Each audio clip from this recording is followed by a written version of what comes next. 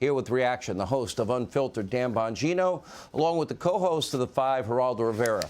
Geraldo, you cannot deny that what Joe Biden said in his speech in Pennsylvania, in Philly, with the red background, or if you're watching fake news CNN, the pretty pink background, what he said there is a lie. What he's been saying about I want to fund the police is a lie. His own vice president supported a bail fund for rioters in Minneapolis. His own vice president praised the LAPD for defunding the LAPD. So what he's saying is untrue, Geraldo. This is rampant in the Democratic Party. They're coddling criminals, and Americans are paying the price. Tell me where I might be wrong.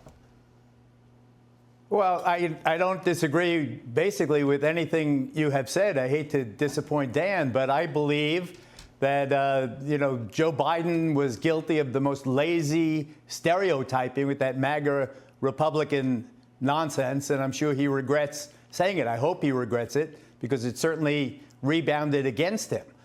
The only disagreement I have with you, Sean, is that you didn't mention one other factor, and that's race. You have these cities, Detroit, New Orleans, Baltimore, Cleveland, where I am, Memphis, where two of these horrible crimes have happened. They are majority African-American cities where African-Americans commit most of the murders, and the victims of those crimes are also usually African-American. Black people killing black people. It's the ghetto civil war I've been talking about, that I've been pleading with people to please do something about. The reason the abduction of the woman and the...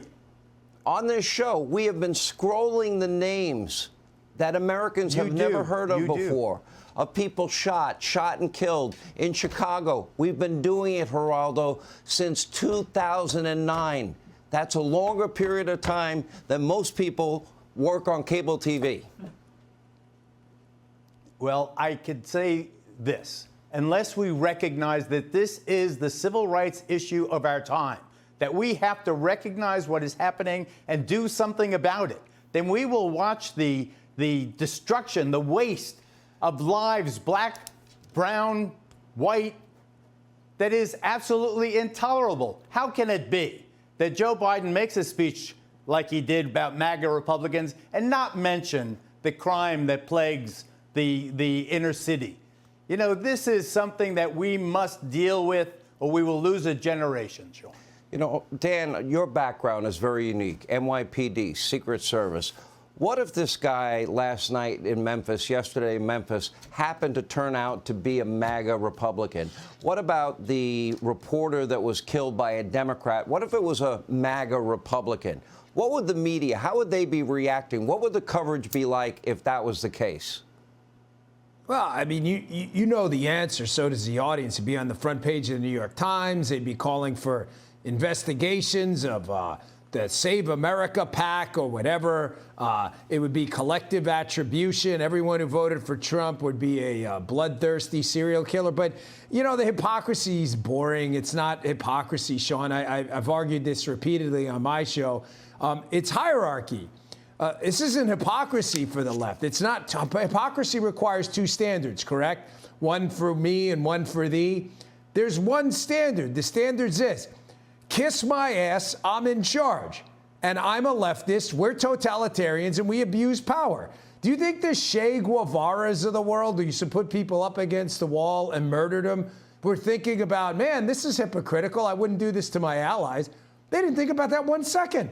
Leftists, when the guns work for the leftists, they'll abuse the power of force. I mean, think about it. They love the FBI right now. The FBI has become an enforcement arm of the Democrat Party. They have. It's pure and simple. They love the FBI, and yet they hate law enforcement. It was Joe Biden himself who's on a digitally recorded video you can see right now telling an interviewer he's for removing funds or reallocating funds away from the police.